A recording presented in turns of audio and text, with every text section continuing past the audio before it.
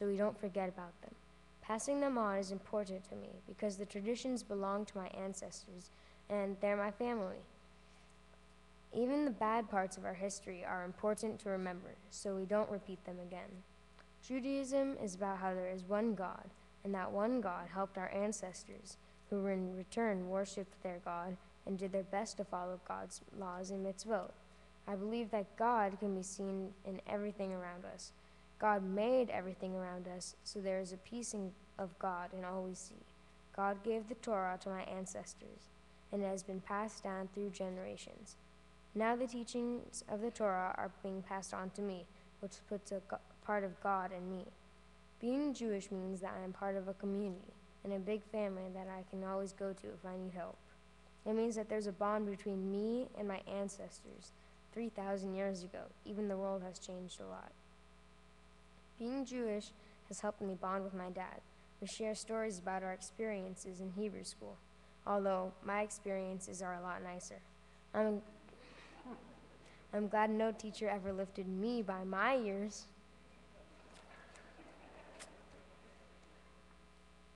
When I grow up, I would like to take a piece of each of my role models so I can be like them and have all their great qualities. For example, my tennis teacher, Amy. She's always happy and upbeat, and she makes everything fun when you're with her. And my family friend, Alex. His enthusiasm for my ice hockey inspires me to go practice and be the best player I can be. My family acts as a life coach and helps me make decisions to get through my tough times. They always have their opinions and advice, which really helps me to think of the right thing to do. I also have a lot of fun with them and have a lot of great memories with my family, so it's a perfect combination. My mom in particular is really good at figuring out what to do in tough situations, and most of the time her ideas work out. My dad is really fun to play around with, but he also inspires me to work hard in school. I want to be as successful as my dad in life. My sister and I have so much fun together, from just watching TV or talking about school on the drive home, and at the same time, I like to go to her for advice because she's gone through all the things I'm going through, and she knows what it's like. My Torah portion, Ha'azinu, is the last portion of the Torah. The children of Israel have reached the Jordan River. God tells Moses to climb Mount Nebo, and he will die there, and not enter the promised land. But before he dies, he will get to see his people go into the promised land and see God fulfill the promise to give the Jewish people the land of Israel. Moses doesn't get to enter the land because God told him to speak to a rock to get water for his people. But instead, Moses got angry with the people and hit the rock. First of all, you're supposed to obey God. So if God says speak to the rock, you speak to it. You don't hit it. It was like God couldn't trust Moses after that incident and was perhaps afraid the same thing might happen again on a bigger scale if Moses was the one to lead the people into Israel. Being a leader means that you need to earn the trust of those you lead. If you have confidence in yourself and your ideas, you are able to listen to people and act as a role model for others. You can become a great leader. In my life, leadership is most noticeable in sports. On my ice hockey team, a lot of people would like to be the captain, but only one person will be selected. I think the person who gets to be the captain shouldn't necessarily be the one who's always talking about how he should be the captain, but instead be the person who's trying to lead us on drills and is friends with everyone on the team. If the captain respects all the players, they'll naturally get the same respect back. Being a role model is another important quality of being a leader.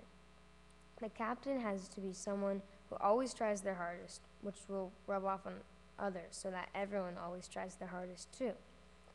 As part of my bar mitzvah preparations, I got involved in the special needs ice hockey team, the California Condors.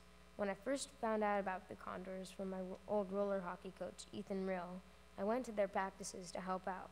At first, I was a little bit scared of them, not because they were scary, but because they were different from me. But after a few practices, I realized that they're kids just like me. I first noticed that they were a lot like me when they scrimmaged. Whenever one of them scored, his face would light up. He was really excited, and everyone was happy for him. It made me feel great. I wanted to do more than just helping out at practice, so I asked my dad about what else we could do. We helped contact Luke Robitaille at the Los Angeles Kings. The Kings organization is excited about getting involved with the Condors. The problem for the Condors is finding other special needs to play against. The Condors are the only special needs ice hockey team in California. There's a tournament in Utah coming up at the end of October, and the team is planning to go, but they need outside financial support to make it happen. I'm going to donate 20% of my bar mitzvah money to the Condors to help pay for their trip. If you want to learn more about the Condors, there's copies of an article about them outside the sanctuary. I would like to thank Shira Fox for helping me learn my Torah portion. She's made the process a lot easier. And I would like to thank Rabbi Rubin for helping with my speech and explaining my Torah portion to me. And I'd like to thank Cantor Frankel for helping me in the service and making it so special. My family for being supportive of me through all my preparation for my bar mitzvah. And everyone for coming here to be on my special day. Shabbat Shalom. Beautiful. Good job.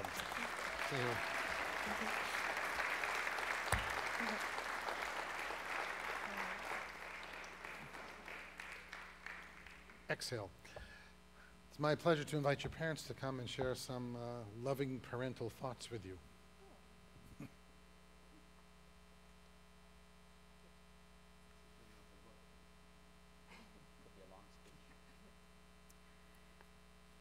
First, Russ and I want to thank everybody who came today. It's really important to us to have so much family and friends here. Scotty, I think you know already how proud we are to see you here today reading from the Torah. You have blossomed into an amazing young man who will serve as a role model among your peers and for future generations. I'm going to not cry. Following in your sister's footsteps, we enrolled you in religious school when you were 7 years old. Here you learned to read Hebrew and you learned about your Jewish heritage, but you also learned that the mitzvahs of giving and loving kindness are central to Judaism in this congregation. You turned that learning into action when you asked to get involved with special needs ice hockey. While I'm confident that you've been a great help at the Condor practices, I also know that you've grown in your understanding of others through that experience. You are a very special child and you are wise beyond your years. Your insight into others' feelings regularly surprises and amazes me. Despite your talents and privileges, you are humble. You never expect anyone to do things for you or to give things to you. Somewhere along the way, you've developed a tremendous work ethic, which will serve you well in any pursuit you choose. Just as valuable is your tremendous sense of humor. You exemplify the term fun-loving. As I'm sure all of your friends can confirm, every day your games and antics bring joy to our lives. Scotty, continue to work hard and follow your heart. Don't let social pressure from your peers sway you from what you know is right.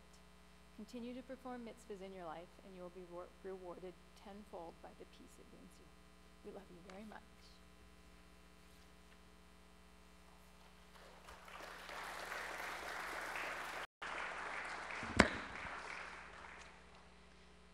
Well, it's a hard act to follow your speech and Nancy's speech. They're so wonderful, but I'll try. First, to echo Nancy's words, it's so gratifying to us that so many friends and family, including several friends who I first met in kindergarten, could attend today. We really appreciate you being here and sharing the day with us. Scott, of course, we're all so proud of you, not only today, but every day. There's a piece of parental advice that instructs us to respect our children for who they are, not who they can become. With you, we have the luxury of both. As the rabbi said, a bar mitzvah is a tradition spanning thousands of years, captured by the phrase ledor vador. What that means in English, as you said, is the passing of the baton of Jewish heritage, values, and study. This is a tradition of ledor vador, Scott, that you and I share, but we share more than that. I really feel like we are kindred spirits. We're both the second child in a two-sibling family. We both were born behind accomplished siblings. We both love ice hockey. We both enjoy classic rock. 3 weeks after AC/DC, my ears are still ringing. We both are the youngest Belinsky boys of our respective generation to be a bar mitzvah. You have the distinction of being the very last remaining Belinsky boy who has or will come up to the bima. No pressure for the future.